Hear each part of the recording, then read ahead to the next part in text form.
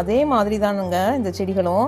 உரங்கள ஒரு மருந்தா நினைக்காம, அதுக்கு தேவையான ஆகாரமா செடிகளுக்கும், கொடிகளுக்கும், மரங்களுக்கும் தேவையான ஆகாரமா நினைச்சு, ஒரு தாய்க்குரிய பொறுமையோடு செடிகள கவனிச்சு வந்தோம்னா, இது கண்டிப்பா நம்மளுக்கு நல்ல விளைச்சல நம்மளுக்கு தருங்க.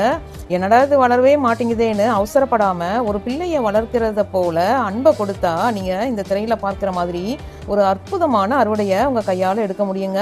அது தரும் சந்தோஷமே தனிங்க. சரிங்க. இப்போ நம்ம இந்த ஏர் பொட்டேட்டோ வளர்க்கறதுக்கு மண் கலவை எப்படி தயாரிக்கணுன்றத பார்க்கலாம் வாங்க. 40% தோட்டத்து மண் எடுத்துக்கங்க. 20% கொக்கோ பிட் எடுத்துக்கங்க. 20% வெர்மி கம்போஸ்ட் எடுத்துக்கங்க. 20% மாட்டு தொழு உரம் அல்லது மக்கிய ஆட்டு தொழு உரம் எடுத்துக்கங்க. இந்த கலவையில நல்லா கல் இல்லாம நல்லா இந்த மண்ணை மிக்ஸ் பண்ணி எடுத்துக்கங்க.